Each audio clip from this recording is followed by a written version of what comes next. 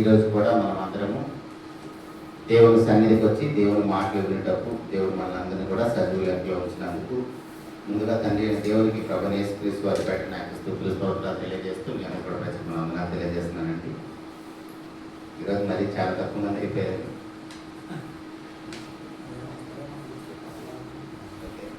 Last వారం మనం ఏమి విన్నామో ఎవరైనా గుర్తుందా? లాస్ట్ వారం మనం ఏమి విన్నామో గుర్తుందా? యేసుక్రీస్తు ప్రభు యొక్క ద్వంద్వ స్వభావాన్ని గురించి మనం విన్నాం. ప్రభువైన యేసుక్రీస్తు వారు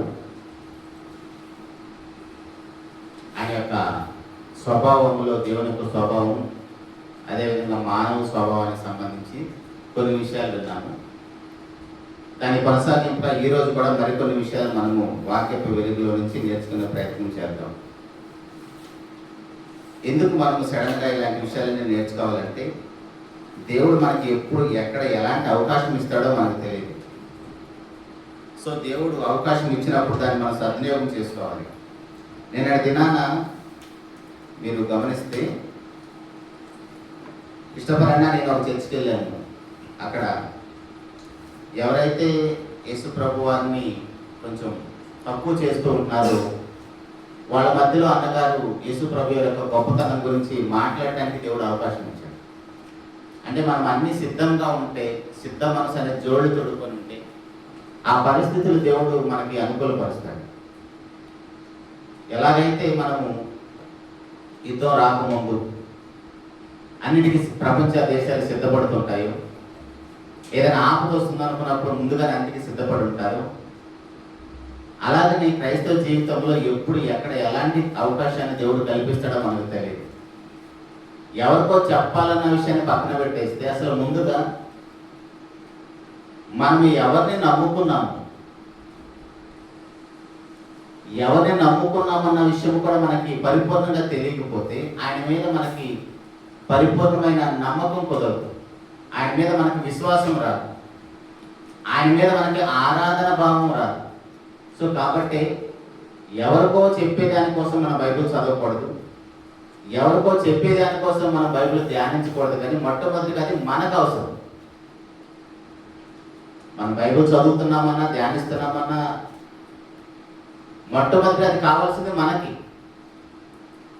మనకి దాని అవసరం గుర్తించిన తర్వాత దాని అవసరం ఎవరిలో ఉన్నారో, దాని అవసరం కోసం ఎవరైతే ఎదురు చూస్తున్నారో వారికి అందించడం మన బాధ్యత. కాబట్టి దానిలో భాగంగానే ఒక మంచి విషయాన్ని మనం నేర్చుకునే ప్రయత్నం చేద్దాం. ఇక్కడ పోయినసారి మనం చదువుకున్న వాక్య భాగంలోనే ఇన్ని విషయాలు చెప్తున్న దేవుడు డైరెక్ట్గా ఒక రిఫరెన్స్ ఇవ్వచ్చు కదా. తండ్రి అయిన దేవుడు ఎలాగైతే దేవుడు అని క్లియర్గా మనకు ఉన్నదో బైబిల్లో, అలాగనే ప్రభువైన యేసుక్రీస్తు వారు కూడా దేవుడు, అదేవిధంగా పరిశుద్ధాత్మ దేవుడు కూడా దేవుడు అని క్లియర్గా రాపించి ఇవ్వచ్చు కదా దేవుడు అని చాలా మంది అడుగుతున్నారు. ఇప్పుడు మన మేధస్సుతోటి, మనకున్న తెలివితేటలతోటి, మనకున్న ఆలోచనతోటి దేవుని మనసును ప్రశ్నించేంత సీన్ మనకు లేదు. మనకి మహా వస్తే తెలుగు ఒక్కటే వస్తుంది. కానీ బైబిల్లో రాయబడిన ఆదిమ హిబ్రూ, గ్రీకు భాషలో మనకు రావు.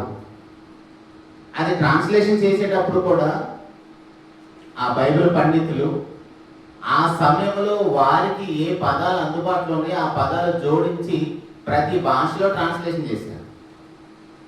సో ఉన్నదాన్ని మనం చదువుకునేటప్పుడు మనకేమైనా డౌట్ వస్తే మూల భాషలోకి వెళ్ళి నేర్చుకోవటం తప్పేమీ కాదు. అది మన ఆత్మీయ జీవితానికి మంచి మేలు చేస్తుంది. మనకి ఇది ఒక్కటే వచ్చు కాబట్టి ఇదే కరెక్ట్, మనకు వేరేది అవసరం లేదనుకుంటే అది మన అజ్ఞానాన్ని మనమే బయట పెట్టుకున్నట్టు అవుతుంది. ఇక్కడ ఒక విషయాన్ని జ్ఞాపకం చేస్తాను. ప్రపంచవ్యాప్తంగా దేవుణ్ణి నమ్మేవారు కానీ దేవుడిని నమ్మని వారు కానీ మొత్తం 3 గ్రూపులు ఉన్నారు. మొట్టమొదటి గ్రూప్ ఎవరంటే వాళ్ళు దేవుడు లేడని నమ్మేవాళ్ళు. వాళ్ళు దేవుడు లేడని అంటారు, వాళ్ళు నాస్తికులు అంటారు, మనందరూ తెలుసు. ఇప్పుడు అలాంటి వారి దగ్గరికి ప్రభువైన యేసుక్రీస్తు వారు వచ్చాడు అనుకోండి, నేను దేవుడిని ఖచ్చితంగా మొఖాన్నే చెప్తాడు. నేను దేవుడిని చెప్తాడు. ఎందుకంటే వాళ్ళు దేవుడిని నమ్మరు కాబట్టి ఆ నమ్మని వాళ్ళకి దేవుడు అంటే నేనే అని ఖచ్చితంగా చెప్తాడు. రెండో గ్రూప్ వాళ్ళు ఎవరంటే, అది మన భారతదేశం లాంటి దేశాల్లో బహుదేవత ఆరాధన కలిగిన వాడు. ఎంతోమంది దేవీ దేవతలు ఉంటారు. ఇప్పుడు వారి మధ్యకి ప్రభు యేసుక్రీస్తు వారు వచ్చాడు అనుకో, నేను కూడా దేవుడిని అని చెప్తాడు. నేను కూడా దేవుడు అని చెప్తాడు. ఇప్పుడు ప్రభు యేసుక్రీస్తు వారు వచ్చింది నాస్తికుల మధ్యకు కాదు, బహుదేవతను ఆరాధన చేసే వారి మధ్యకి కాదు. ఆయన వచ్చింది ఎవరి మధ్య కంటే ఒకే ఒక్క దేవుడిని ఆరాధించే ప్రజల మధ్యకి వచ్చాడు. ఒకే ఒక్క దేవుడు ఆరాధించే ప్రజల మధ్యకి ఆయన వచ్చాడు. కాబట్టి ఈ వచ్చిన ఆయన ఒకవేళ నేను కూడా దేవుడిని అంటే ఇద్దరు దేవుళ్ళు అయిపోతారు. అందుకని మన క్రొత్త నిబంధనలు ఎక్కడ చూసినా సరే ప్రభు యేసుక్రీస్తు వారు మాట్లాడుతూ, నేను నా తండ్రి ఏకమై ఉన్నాము, నేను నా తండ్రితో సమానుణ్ణి, నా క్రియలే నన్ను గురించి సాక్ష్యం ఇస్తున్నాయి, నా తండ్రి ఏదైతే అద్భుతాలు చేస్తాడో అవన్నీ కూడా నేను చేస్తున్నాను, కాబట్టి నా క్రియలు చూడండి, నా క్రియలే నా గురించి సాక్ష్యం ఇస్తున్నాయంటే, దానికి కూడా మన క్రైస్తవ సమాజంలో కొంతమంది ఎలా అపార్థం చేసుకుంటున్నారంటే, ఈయన ఏమి చేసినా కూడా తండ్రి అయిన దేవుని యొక్క అధికారంతో, తండ్రి అయిన దేవుడు ప్రభు యేసుక్రీస్తు వారికి అధికారం ఇస్తే ఇవన్నీ చేస్తున్నాడు, కానీ తనంతట తాను సర్వాధికారి కాదు అని చెప్తున్నాడు. ఇది ఎంత అజ్ఞానమో. ఒక చోటేమో మనం లాస్ట్ క్లాస్లో చూసాం, ఆయన 100% దేవుడుగా కనబడుతుంది. మరొక సందర్భం చూస్తే ఆయన 100% నరుడుగా కనపడుతున్నాడు. అలాంటప్పుడు ఇక్కడ ఎలా ఎందుకుంది, అక్కడ అలా ఎందుకుందని ఆ రెండు వాక్యాలను పక్క పక్కన పెట్టి చూసినప్పుడే ప్రభు యేసుక్రీస్తు వారి యొక్క దైవత్వం అనేది మనకు అర్థమవుతుంది. అప్పుడే ఆయన మీద మనకి పరిపూర్ణమైన విశ్వాసం కలుగుతుందని మనం లాస్ట్ క్లాస్లో కూడా ఆలోచించాం. ఇప్పుడు దానిలో భాగంగా కొనసాగింపుగా మనం కొన్ని విషయాలు ఆలోచించేద్దాం. నేను చెప్తున్నప్పుడు ఒకవేళ నోట్స్ రాసుకునే వాళ్ళు ఉంటే మధ్యలో ఒక గీత కొట్టేసి ఒక పక్కేమో నరుడు అని మరొక పక్కేమో దేవుడు అని రాసుకోండి. మధ్యలో పేపర్ మధ్యలో ఒక లైన్ కొట్టేసి నేను చెప్తున్న సందర్భాలని, ఒక పక్కేమో 100% నరుడుగా కనపడతాడు, అట్ ద సేమ్ టైం అదే సందర్భంలో ఆయన దేవుడుగా కనపడతాడు. ఆ సందర్భాలను చూద్దాం. యెషయా గ్రంథం 9వ అధ్యాయం 6వ వచనం నుంచే ప్రారంభించేద్దాం. యెషయా గ్రంథం 9వ అధ్యాయం 6వ వచనం మనం చూస్తే, నరుడుగా ఎలా ఉన్నాడో చూడండి. ఫస్ట్ ఈరోజు మొత్తం మనం ఎక్కువ రిఫరెన్స్లే మనము రాసుకునే ప్రయత్నం చేస్తాం. ఎక్స్ప్లెనేషన్ చాలా తక్కువ ఉంటుంది. నరుడుగా ఎలా ఉన్నాడు, దేవుడిగా ఎలా ఉన్నాడు అన్న విషయాన్ని చూస్తున్నాము. 9వ అధ్యాయం 6వ వచనంలో నరుడుగా ఏలయనగా మనకు శిశువు పుట్టెను, మనకు కుమారుడు అనుగ్రహింపబడెను, ఆయన భుజముల మీద రాజ్యభారం ఉండదు. అది నరుడుగా. దానిలోనే దేవుడిగా ఎలా కనపడుతున్నాడో చూడండి. ఆశ్చర్యకరుడు, ఆలోచనకర్త, బలవంతుడైన దేవుడు, నిత్యుడగు తండ్రి, సమాధానకర్తకు అధిపతి అని అతనికి పేరు పెట్టబడు. అంటే ఒకే సందర్భంలో నరుడుగా కనపడుతున్నాడు, అదే సందర్భంలో ఆయన 100% దేవుడుగా కనపడుతున్నాడు.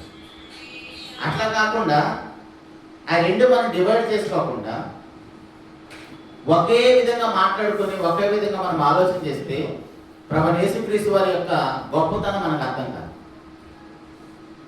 తర్వాత మీకా గ్రంథంలో 5వ అధ్యాయము 2వ వచనంలో, మీకా గ్రంథము 5వ అధ్యాయము 2వ వచనంలో నరుడుగా ఎలా ఉన్నాడో చూడండి. బెత్లెహేమ ఎఫ్రాతా, యూదావారి కుటుంబంలో నీవు స్వల్ప గ్రామమైనను నా కొరకు ఇశ్రాయేలును ఏలబోవాడు నీలో నుండి వచ్చును. అది నరుడుగా కనపడుతున్నాడు. నరుడుగా పుట్టాడు కదా ఆయన బెత్లెహేమ గ్రామంలో. ఇప్పుడు అదే సందర్భంలో ఆయన దేవుడుగా ఎలా ఉన్నాడో చూడండి. ఆయన దేవుడుగా ఎలా ఉన్నాడంటే పురాతన కాలం మొదలుకొని శాశ్వత కాలము ఆయన ప్రత్యక్షమవుతుండను. పుట్టిన అనేది నిన్న మొన్న ప్రారంభమైన ఆయన జీవితం అనుకుంటున్నాం. కాదు, ఆయన భూలోకానికి రాకముందే పురాతన కాలం మొదలుకొని ప్రత్యక్షం అవుతూనే ఉన్నాడంట. అది దైవ స్వభావం. ముందు చూసిందేమో మానవ స్వభావం. అట్ ద సేమ్ టైం యోహాను సువార్త మనందరూ బాగా సుపరిచితమైన వాక్య భాగం, 1వ అధ్యాయము 1వ వచనంలో, యోహాను సువార్త 1వ అధ్యాయం 1వ వచనంలో, ఆదియందు వాక్యము ఉండెను, వాక్యము దేవుని యొద్ద ఉండెను, వాక్యము దేవుడై ఉండెను. అది ప్రభువైన యేసుక్రీస్తు వారికి సంబంధించిన దైవ స్వభావం. 14వ వచనంలో, ఆ వాక్యము శరీరధారి కృపాసత్య సంపూర్ణంగా మన మధ్య నివసించారు. అదే వాక్యము దేవుడై ఉన్న ఆ వాక్యము శరీరంలో ఒక నరుడుగా మన మధ్య నివసించడానికి మన వలె రక్త మాంసాల్లో పాల్పడాయి. కనపడుతున్నాయి ప్రతి సందర్భంలో ప్రభువైన యేసుక్రీస్తు వల్ల ద్వంద్వ స్వభావం, డివైన్ స్వభావం కనిపిస్తుంది, మనుషుని స్వభావం కనిపిస్తుంది ఒకేసారి. అలా ఆలోచన చేయాలి ప్రభువైన యేసుక్రీస్తు వారి గురించి. అప్పుడే మనకు ఆయన గురించి చాలా గొప్పగా అర్థమవుతుంది. అదే యోహాను సువార్త 17వ అధ్యాయము 9వ వచనంలో నరుడుగా ఎలా ఉన్నాడో చూడండి. యోహాను సువార్త 17వ అధ్యాయం 9వ వచనంలో, నేను నా కొరకు ప్రార్థన చేయుచున్నాను, నేను వారి కొరకు ప్రార్థన చేయుచున్నాను, లోకం కొరకు ప్రార్థన చేయటం లేదు. నీవు నాకు అనుగ్రహించి ఉన్న వారు నీ వారైన వారి కొరకే ప్రార్థన చేయుచున్నాను. ఇక్కడ ప్రభువైన యేసుక్రీస్తు వారు వాళ్ళందరి గురించి ప్రార్థన చేస్తున్నాను అంటున్నాడు. అట్ ద సేమ్ టైం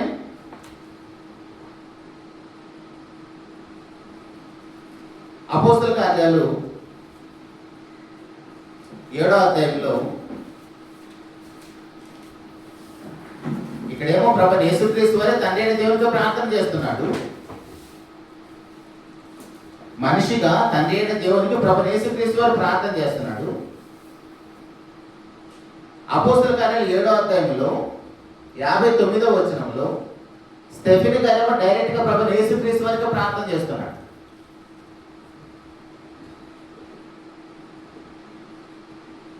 అపోస్తల కార్యాలు 7వ అధ్యాయము 59వ వచనంలో, ప్రభువుని గురించి మొదలుపెట్టుచు యేసు ప్రభువా నా ఆత్మను చేర్చుకోమని స్టెఫెను పలుకుచుండగా వారు అతని రాళ్లతో కొట్టిరి. యాక్చువల్గా ప్రార్థన ఎవరు చేయాలి? మనకు తెలిసినంత వరకు తండ్రి అయిన దేవునికే ప్రార్థన చేయాలనుకుంటున్నాం. మనకు తెలుసు కదా, పేతురు పత్రికలో కూడా ఆత్మను తండ్రికి అప్పజెప్పాలి. మనం పేతురు గారు రాసిన 1వ పత్రికలో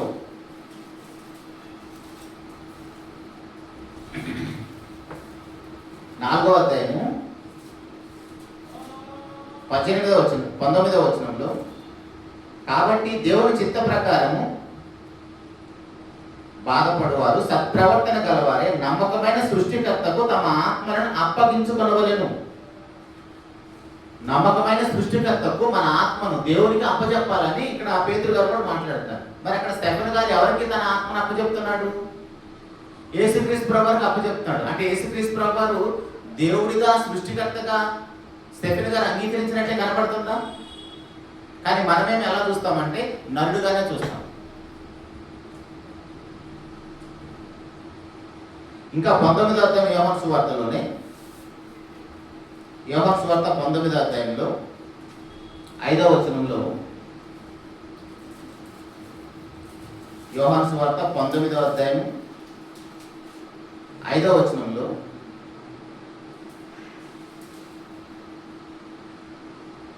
ఆ ముండ్ల కిరీటమును ఓదారంగు వస్త్రమును ధరించిన వాడే యేసు వెలుపలికి రాగా పిలాతు ఇదిగో ఈ మనుషుడని వారితో చెప్పారు. అక్కడ పిలాతు మాట్లాడుతున్నాడు. ఆయన శిలువకు అప్పచెప్పడానికి ముందుగా ఈయన నరుడని, ఆయన మనుషుడని వాళ్ళకి అప్పచెప్తున్నాడు. అట్ ద సేమ్ టైం ఆయన అదే యోహాను సువార్త 20వ అధ్యాయంలో తోమా గారు ఏమంటున్నారు చూడండి ఆయన గురించి. యోహాను సువార్త 20వ అధ్యాయము 28వ వచనంలో తోమా గారు ప్రభువైన యేసుక్రీస్తు వారి గురించి ఏమంటున్నాడు? అందుకు తోమా ఆయనతో నా ప్రభువా నా దేవా అని. అక్కడ పిలాతు గారేమో ప్రభువైన యేసుక్రీస్తు వారు ఈయన నరుడే, మనుషుడే, ఈయన మీకు నచ్చినట్టుగా సిలువ వేసుకోండి అని ఆ ప్రజలకు అప్పచెప్తున్నాడు. అక్కడ నరుడుగానే చూశారు. ఆయన ఎప్పుడైతే సమాధి చేసి తిరిగి లేచాడో పునరుద్ధరణ తర్వాత, తోమా గారు ఆయన గురించి ఏమంటున్నాడు? నా దేవా, నా ప్రభు అంటున్నాడు. ఇలా రెండు విషయాలు మన ప్రభు యేసుక్రీస్తు వారి గురించి ఆలోచించినప్పుడే ఆయన మీద మనకు పరిపూర్ణమైన విశ్వాసం వస్తుంది. అది లూకాసు వార్త 4వ అధ్యాయంలో ఆయన ఆకలి కొంటాడు, మనకు తెలుసు.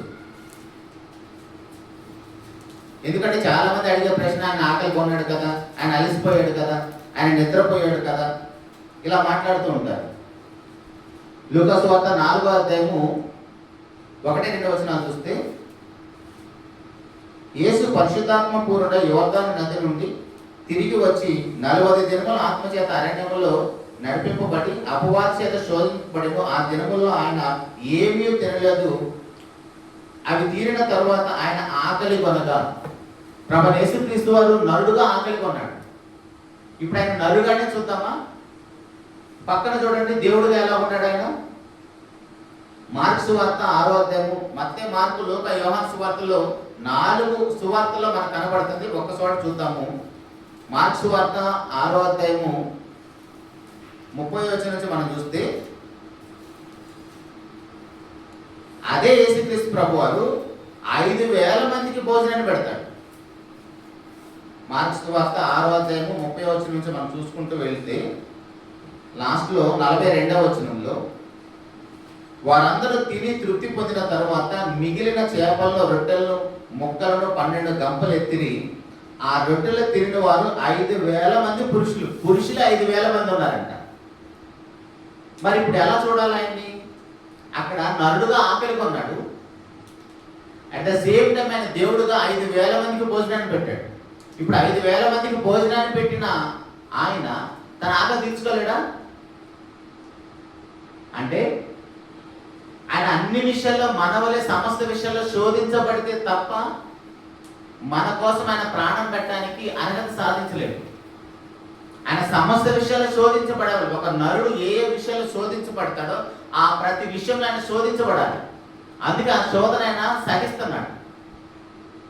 ఆయన ఆకలి కొన్నాడు కదా, నరుడే కదా అంటే మరి 5,000 మంది భోజనం ఎలా పెట్టగలుగుతాడు? ఆ రెండు విషయాలు మనం ఆలోచించాలి ప్రభు యేసుక్రీస్తు వారి విషయంలో. తర్వాత రోమపత్రికలో ఆయన చనిపోతాడు. రోమపత్రిక 5వ అధ్యాయము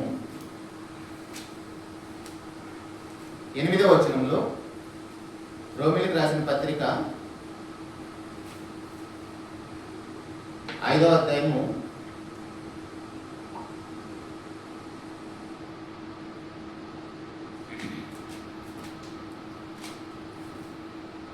8వ వచనం చదువుతున్నానండి. రోమిలికి రాసిన పత్రిక 5వ అధ్యాయం 8వ వచనం, శరీరానుసారులు శరీర విషయం మందు మనసుంతురు, ఆత్మానుసారులు ఆత్మ విషయం మీద మనసుంతురు. శరీరానుసారమైన మనసు 5వ అధ్యాయం అండి, క్షమించండి, 5వ అధ్యాయం 8వ వచనం. రోమిలికి రాసిన పత్రిక 5వ అధ్యాయం 8వ వచనంలో, అయితే దేవుడు మన ఎడల తన ప్రేమను వెల్లడిపరుచుచున్నాడు. ఎట్లనగా మనం ఇంకనూ పాపులమై ఉండగా క్రీస్తు మన కొరకు చనిపోయింది. ఆయన 5వ అధ్యాయం 8వ వచనంలో ఒక నరుడుగా మన అందరి కోసం చనిపోయాడు. అట్ ద సేమ్ టైం ఆయన చనిపోయాడు కాబట్టి మనం అలాగనే చూద్దామా? అదే యేసు ప్రభువు ఏమంటున్నాడు చూడండి, యోహాను సువార్త 11వ అధ్యాయంలో, ఆయనే పునరుద్ధానం, ఆయనే జీవం అని చెప్తున్నాడు. ఇప్పుడు చనిపోయిన ఆయనలో పునరుద్ధానము జీవం ఎలా ఉంటుంది? యోహాను సువార్త 11వ అధ్యాయము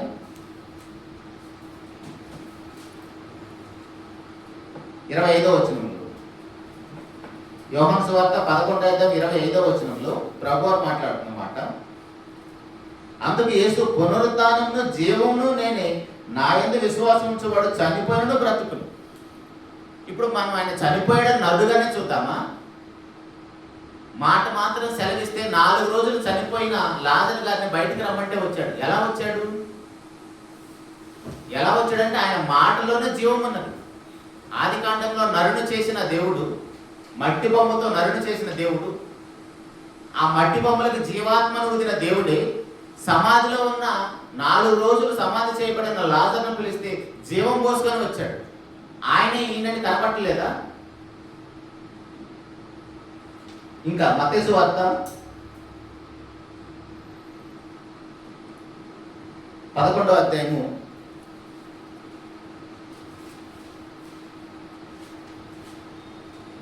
మత్తయి సువార్త 11వ అధ్యాయము 25వ వచనంలో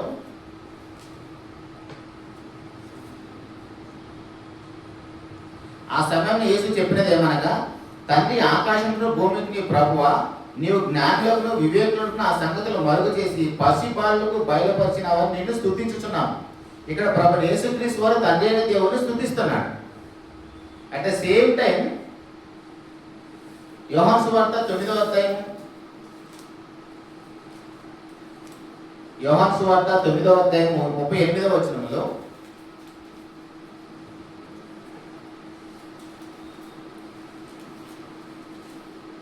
ఇక్కడ పుట్టినప్పటి నుంచి గుడ్డివాడైన అతన్ని ప్రభు యేసుక్రీస్తు వారు విశ్రాంతి దినాన్ని బాగు చేసినప్పుడు ఆ గుడ్డివాడు ఏం చేస్తున్నాడు చూడండి. 38వ వచనంలో, యోహాను సువార్త 9వ అధ్యాయం 38వ వచనంలో, అంతటి వాడు ప్రభువా నేను విశ్వసించుచున్నానని చెప్పి ఆయనకు మొక్కెను. అక్కడేమో ప్రభు యేసుక్రీస్తు వారే తండ్రి అయిన దేవుడు స్తుతిస్తున్నాడు, మొక్కుతున్నాడు, ఆరాధిస్తున్నాడు. ఇక్కడేమో గుడ్డివాడేమో ప్రభు యేసుక్రీస్తు వారిని నొక్కుతున్నాడు అంటే అది ఆరాధన.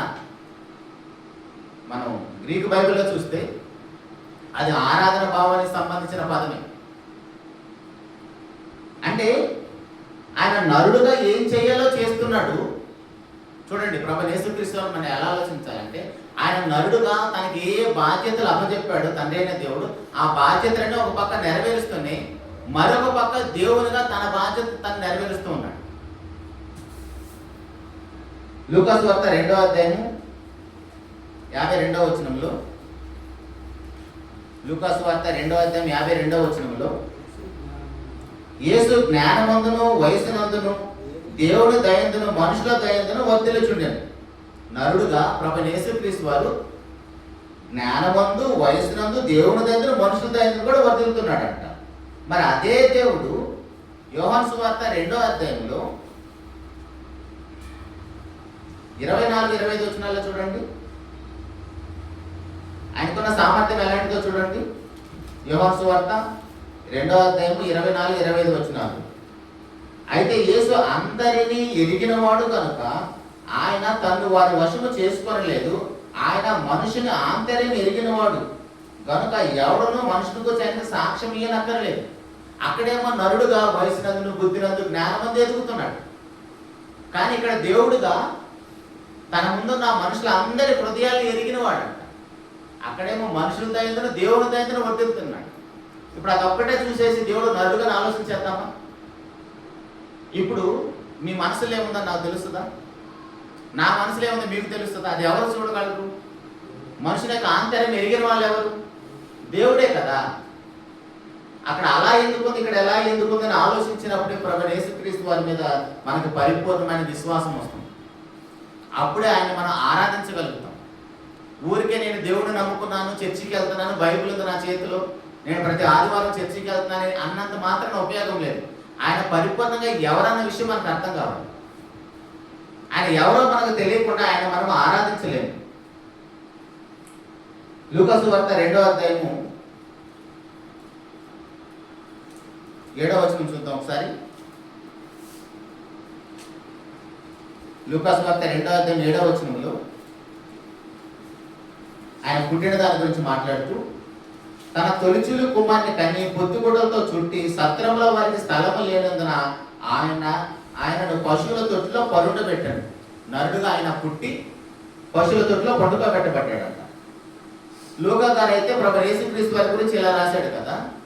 మరి అదే ప్రభు యేసుక్రీస్తు వారి గురించి యోహాను గారు ఏం రాశారు?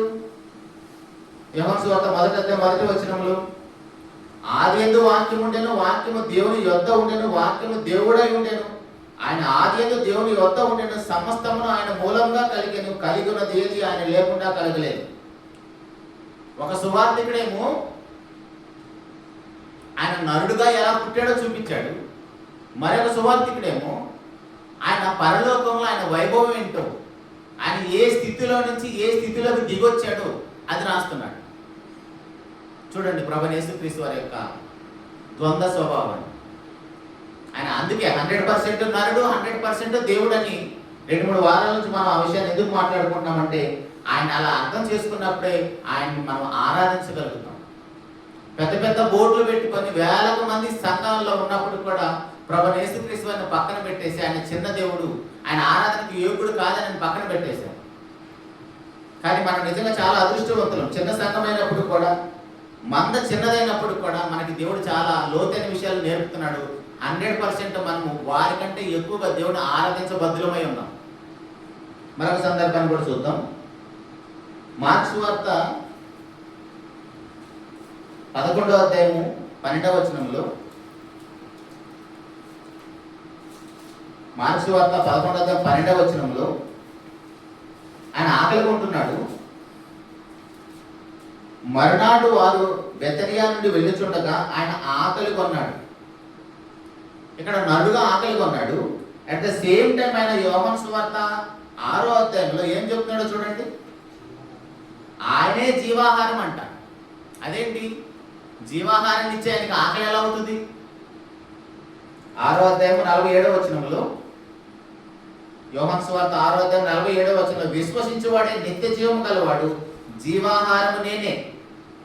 మీ పితరుల అరణ్యములో మన్నాను తినను చనిపోయి, దీన్ని తినువాడు చావకున్నట్లు పరలోకమును దిగి వచ్చిన ఆహారం ఇదే.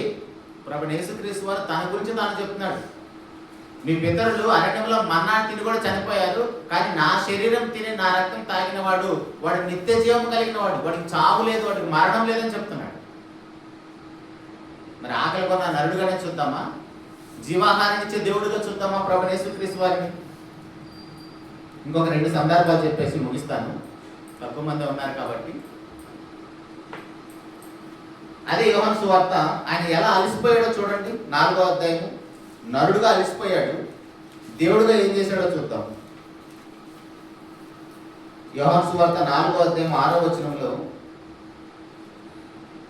అక్కడ యాకోబు బావి ఉండెను గనుక యేసు ప్రయాణం వలన అలసి ఉన్న రీతిని ఆ బావితో కూర్చుండెను. అప్పటికి ఇంచుమించు 12 గంటలు ఆయన. ప్రభువైన యేసుక్రీస్తు వారు రక్తమాంసాల నుండి అలసిపోయాడంట సమరయ స్త్రీ సందర్భంలో. అట్ ద సేమ్ టైం దైవ స్వభావంలో ఆయన పరిస్థితి ఏంటి? మత్తయి సువార్త 11వ అధ్యాయము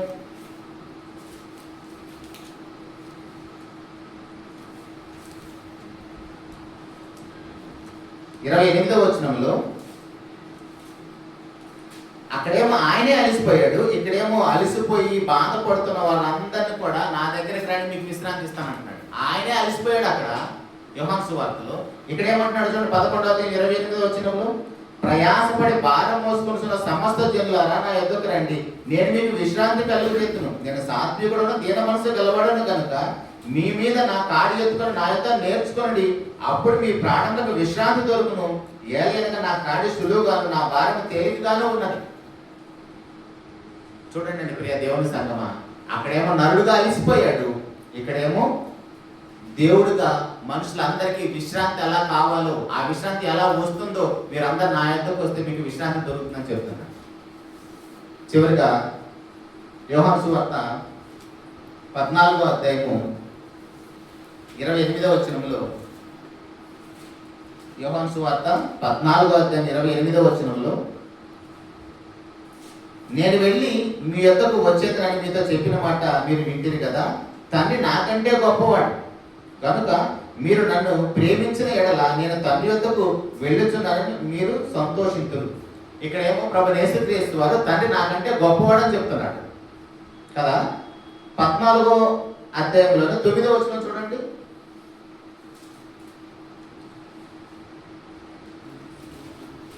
ఇరవై 28వ వచనంలో తండ్రి నాకంటే గొప్పవాడని చెప్పాడు. 9వ వచనంలో ఏం చెప్తున్నాడు? అదే అధ్యాయం 9వ వచనంలో ఫిలిప్పు వచ్చి మాట్లాడుతున్నప్పుడు యేసు మాట్లాడుతున్నాడు, ఫిలిప్పు నేను ఇంతకాలం మీ యొద్ద ఉండినను నీవు నన్ను ఎరుగవా? ఎవరిని చూపించమంటున్నాడు? తండ్రిని చూపించమంటున్నాడు. తండ్రిని చూపించమంటే ఫిలిప్పు కాదు. ఇక్కడ ప్రభువైన యేసుక్రీస్తు వారు ఏమంటున్నాడు? ఫిలిప్పు ఇంతకాలం నేను మీ యొద్ద ఉండినను నీవు నన్ను ఎరగవా? ఎరగవా అంటే యేసు ప్రభు వారిలో ఎవరున్నారని, యేసు ప్రభు వారిని చూస్తే ఎవరిని చూసినట్టని, నన్ను చూస్తే తండ్రిని చూసినట్టని చెప్తున్నాడు. నేను ఎంతకాలం నీ యొద్ద ఉండినా నీవు నన్ను ఎరగవా? నన్ను చూచిన వాడు తండ్రిని చూచుచున్నాడు గనుక తండ్రిని మాకు కనపరచమని ఎలా చెప్పుచున్నావు? తండ్రి యందు నేనును నా యందు తండ్రి ఉన్నామని నీవు నమ్ముటలేదా? నేను మీతో చెప్పుచున్న మాటలు నా యంతట నేనే చెప్పుట లేదు. తండ్రి నా యందు నివసించుచు తన క్రియలు చేయించున్నాడు. అంటే తండ్రి నేను ఏకమై ఉన్నామని చెప్తున్నాడు. తండ్రి నేను సమానమని చెప్తున్నాడు. ఇంకా నన్ను చూసావు కదా, మళ్ళీ తండ్రిని చూసేది ఏంటి? నన్ను చూసినా తండ్రిని చూసినా ఒకటే అని చెప్తున్నాడు. అర్థమవుతున్నప్పుడే దేవుని సంగమా, ఇలా ప్రభు యేసుక్రీస్తు వారు మనం అర్థం చేసుకుంటే తప్ప ఆయన మీద మనకి పరిపూర్ణమైన విశ్వాసం ఉన్నాడు. ఎందుకు అసలు మన విషయాలను నేర్చుకోవాలి? ఎందుకంటే మనకి జీవాహారాన్ని ఇచ్చేది ఆయనే, మనకు రక్షణ ప్రసాదించేది ఆయనే, మన స్థానంలో మరణించేది ఆయనే. ఇప్పుడు ఆయన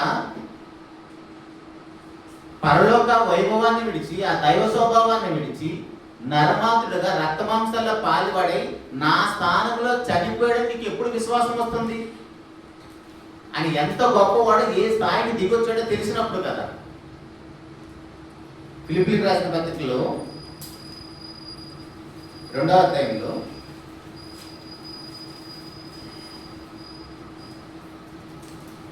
ఫిలిప్పీయులకు రాసిన పత్రిక 2వ అధ్యాయము 5వ వచనం నుండి 6వ వచనం చదువుతాం. ఆయన దేవుని స్వరూపము కలిగిన వాడై ఉండి దేవునితో సమానంగా ఉండుట విడిచిపెట్టకూడని భాగ్యమని ఎంచుకోలేదు, కానీ మనుషుల పోలికగా పుట్టి దాసుని స్వరూపం ధరించుకొని తను తానే రిక్తునిగా చేసుకొని మరియు ఆయన ఆకారమంతా మనుషుడిగా కనబడి మరణము పొందినంతగా, అనగా శిలువ మరణం పొందినంతగా విధేయత చూపిన వాడే తను తగ్గించుకొనేను. ఇప్పుడు ప్రభు యేసుక్రీస్తు వారు ఎంత తగ్గించుకున్నాడో మనం చెప్పగలమా? యేసు ప్రభు ఎంత తగ్గించుకున్నాడో మనం చెప్పగలమా? ఇప్పుడు ఒక కలెక్టర్ దిగేసి వచ్చి ఒక తోటమాలి పనిచేస్తున్నాడు అనుకోండి, తోటమాలి స్టేటస్ మనకు తెలుసు, కలెక్టర్ స్టేటస్ మనకు తెలుసు. ఇప్పుడు ఈ దేవుడు నడుగా వచ్చిన ఈ దేవుడు ఎలాంటి వాడు అంటే, మనము ఆదికాండం 1వ అధ్యాయం చదువుకున్నప్పుడు ఆయన ఒక్క మాట మాత్రం సెలవిస్తే మహా విషయం వచ్చేసింది. లక్షల జాతులు జంతువులు కానీ, పక్షులు కానీ, జలచరాలు కానీ ఇవన్నీ వచ్చేసాయి. కోటాను కోట్ల నక్షత్రాలు వచ్చాయి. అంత గొప్ప దేవుడు నరమాత్రుడుగా దిగేసి వచ్చేసి రక్తమాంసాల్లో పాలుపడి నీ స్థానంలో మరణించాడంటే మనకేమైనా అర్థమవుతుందా? మన చిన్న బుర్రకి ఆయన ఎంత తగ్గించుకున్నాడో చెప్పగలమా? అస్సలు చెప్పలేము. మన స్థాయి కాదు అది, మనం ఊహించలేము. ఆయన ఎంత గొప్పవాడో ఊహించలేము, ఎంతగా దిగొచ్చాడో మన కోసం ఊహించలేము. ఆయన యొక్క ప్రేమ విషయము కూడా మనము వర్ణించలేము. ఆయన మనిషిని ఎంతగా ప్రేమించాడంటే, మామూలుగా మనుషులు ఎవరైనా మనల్ని ఒక మాట అంటే ఇంకా 10 వడ్డిస్తాం. వాళ్ళు మనుషులే, మనం మనుషులే, వాళ్ళు పాపులే, మనం పాపులే. అసలు క్షమించే గుణం అనేదే మనకు ఉండదు. కానీ ఆయన దేవుడై ఉండి, మహాపరిశుద్ధుడై ఉండి, నరమాత్రులు ఆయన మాట మాత్రం సెలవిస్తే ధూళి అయిపోయే నరులు ఆయన్నే దూషిస్తుంటే, ఆయనే హేళన మాటలు మాట్లాడుతుంటే, కొట్టి ఎవరు నిన్ను కొట్టారో ప్రవశించమంటే ఎంత కోపం వస్తుందో ఆలోచించండి. అప్పుడప్పుడు మన గర్భాన్ని పుట్టిన పిల్లలే మనల్ని ఏదన్నా హేళన మాటలు మాట్లాడుతున్నా, చేయి చేసుకున్నా మనకు చాలా కోపం వచ్చేస్తుంది. అట్లాంటిది సృష్టికర్త అయిన దేవుడు, మహాపరిశుద్ధుడు, సమీపింపరైన తేజస్సులో ఆయన మాత్రమే మోసిస్తున్న దేవుడు ఆయన దగ్గరికి వెళ్ళేసి మొఖాన ఉమ్మేస్తూ, ఆయన కొడుతూ, ఆయన తిడుతూ, నేను ఎవరు కొట్టారో ప్రవశించమంటే అది సహించడం అంత చిన్న పనేనా? మామూలుగా తిమోతి పత్రికలో మనం చదివే మాట, సమీపింపరాని తేజస్సులు ఆయన మాత్రమే వసిస్తున్నాడు. యెషయా గ్రంథం 6వ అధ్యాయంలో ఆ యొక్క పరిశుద్ధ దూతలందరూ కూడా ఆయన యొక్క స్వరూపాన్ని చూడలేకుండా పరిశుద్ధుడే గాన ప్రతిగానాలు చేస్తున్నారంట. అంత పరిశుద్ధుడు పాపులున్న లోకంలో రక్తమాంసాల్లోకి వచ్చాడంటే మనం అర్థం చేసుకోగలుగుతామా? మనం ఆయన అర్థం చేసుకోకపోగా ఆయన గురించి మనం లేనిపోయిన మాటలు మాట్లాడుతున్నాం. చిన్న దేవుడు, పుట్టినవాడు, చచ్చిపోయాడు, అలసిపోయాడు, ఆకలి కొన్నాడు, కొడితే కొట్టించుకున్నాడు, మొఖాన్ని ఉమ్మేస్తే వేయించుకున్నాడు. అంటే అది నీ మీద ఉన్న ప్రేమ. ఎలాగైనా నేను తన ఏదో తెచ్చుకోవడం కోసం ఆయన అంతగా ప్రేమిస్తున్నాడు నిన్ను. అది చేతగానితనం కాదు. మనోడు చాలా మంది మాట్లాడుతున్న మాట, శిలువ మీద 3 మేకులు పీక్కోవచ్చు కదంటే 3 మేకులు పీక్కొని దిగి రావడం గొప్ప విషయమా? ఆదాము మొదలుకొని చనిపోయిన వారందరూ సమాధిలో ఉంటే ఆ సమాధిలో నుంచి తిరిగి లేచి రావడం గొప్ప విషయమా? అందుకే కదా నేటికి కూడా ఖాళీ సమాధి సజీవ సాక్ష్యంగా ఉంది. ప్రపంచవ్యాప్తంగా ఏ సమాధి ఖాళీగా ఉంది? అన్ని శవాలతో కుళ్ళిపోయిన కంపుతో ఉన్నది. కానీ ప్రభువైన యేసుక్రీస్తు వారి యొక్క సమాధి మాత్రమే ఖాళీగా ఉంది. ప్రతి క్రైస్తవుడికి ప్రభువైన యేసుక్రీస్తు వారి యొక్క ఖాళీ సమాధి మీద విశ్వాసం ఉంచాలి. ఆయన యొక్కకు వస్తే ఏదో మేలు కలుగుతుంది, ఏదో లాభం వస్తుంది, శరీర సంబంధం అవసరాలు చేతైనా రాకూడదు. ఆయన దగ్గరికి రావాలంటే ఆ ఖాళీ సమాధిని చూసి రావాలి. నేను కూడా తిరిగి లేస్తాను, నా ప్రభు లేచాడు, నా దేవుడు ఆయన లేపాడు.